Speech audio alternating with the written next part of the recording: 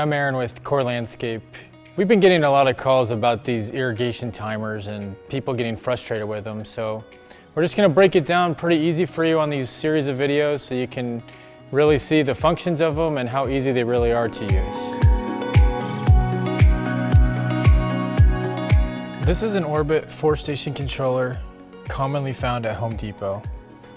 When looking at this controller, the dash on the left is the position of the function switch on this unit. As you can see, the auto is lined up with this dash. That means the controller will function in the automatic operation until you tell it otherwise.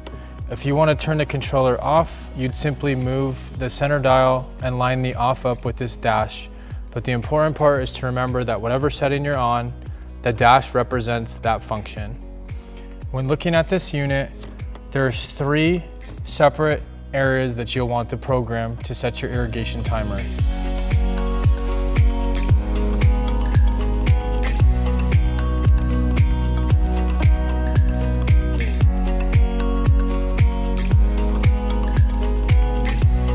As you'll notice with most irrigation controllers, you have programs A, program B, and program C.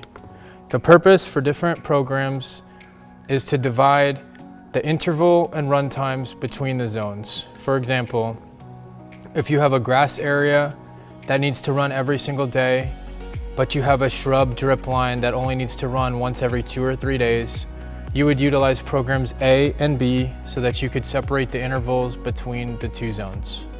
For this example, we'll just use program A to go through the settings. The start time, you'll on this controller hold the up arrow to start moving up in time or hold the down arrow to move down in time. For purposes of this video, I will set the controller to start at 5 a.m. Once you've selected the time by using these up arrows on the start time function, you'll hit the enter button at the bottom left to save your setting.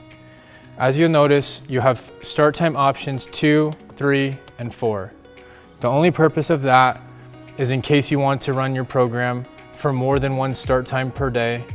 For example, you want to start your grass at 7 in the morning and 7 at night, you would utilize start times number 1 and start time number 2.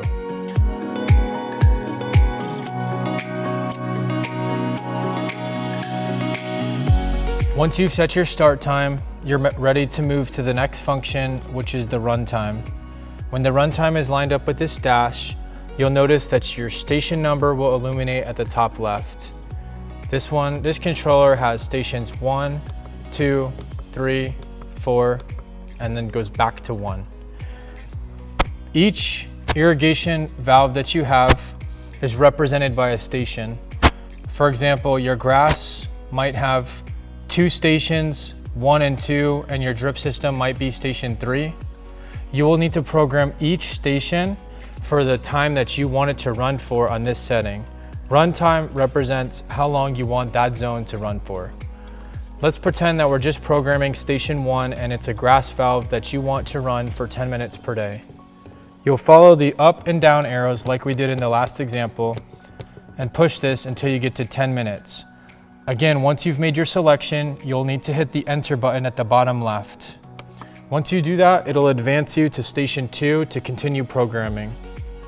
The important part about this controller, no matter which function you're on, is if you don't hit the enter and manual button, it will not save your setting.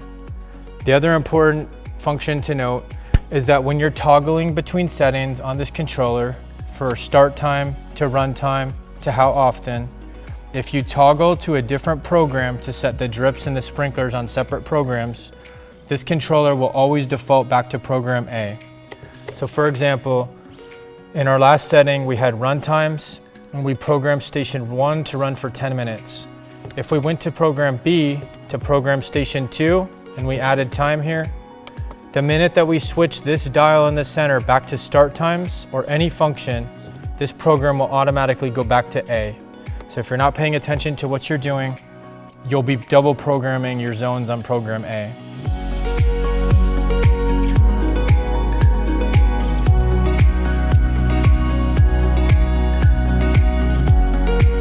The last setting that you want to program is how often.